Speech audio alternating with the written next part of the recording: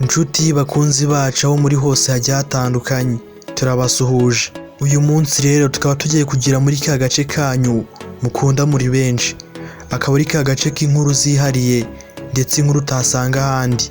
Muri iyi minsi rero nta kindi kintu kirimo kiraherekanwa ku mbuga nkoranyambaga usibye ubukwe bw'uyu musitari wacu, umusitari twemera twese ariwe The Ben.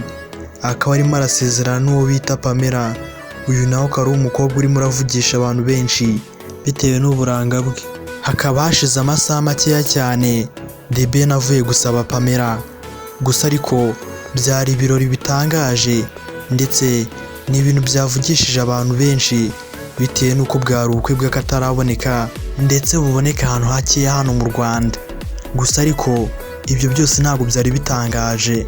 Ikintu cyari gitangaje ni ukubona Meddy atitabira ubukwe bwa The Ben kandi ari inshuti ye bakuranye, ari inshuti ye magara.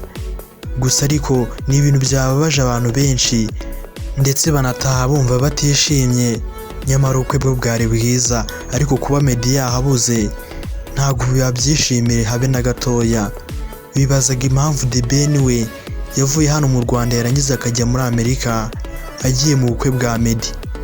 Ariko Meddy we kuza kwitabira ubukwe bwa The Ben bikaba byabaye ikibazo ndetse bikaba byarangiye atanaje.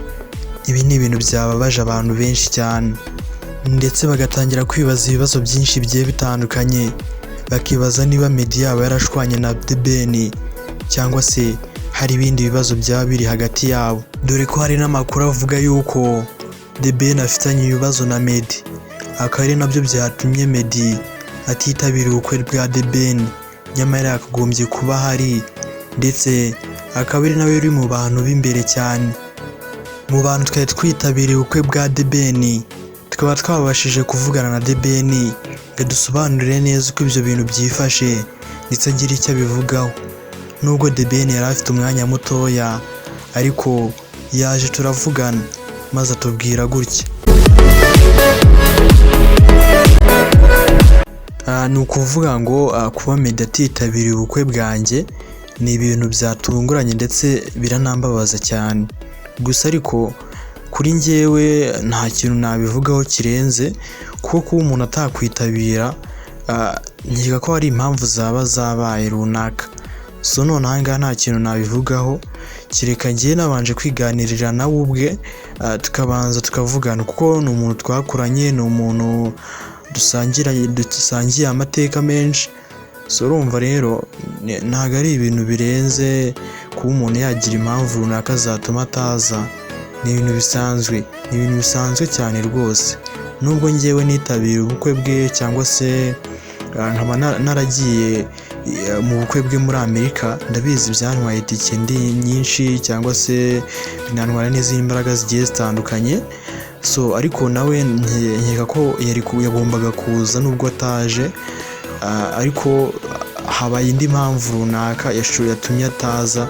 Ntabwo ari ibintu byapfuye kwizana gutyo gusa. Ayo akaba ari amwe mu magambo The Ben yasubije mu gihe yabazwaga ukuntu yabyakiye kuba umushuti we cyangwa se umuvandimwe we Meddy atitabiriye ubukwe bwe. Gusa Meddy we akaba nta kintu yari yatangaza kugeza ubu ngubu. Ntabwo yari yavuga nimba afite impamvu yatumye atitabira ubukwe bwa The Ben, kandi nyamara yagombaga kuba ahari.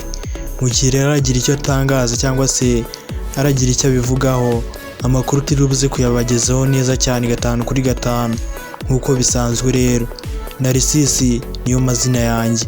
Ndabashimiye cyane, ntibibagirwe gukora subscribe.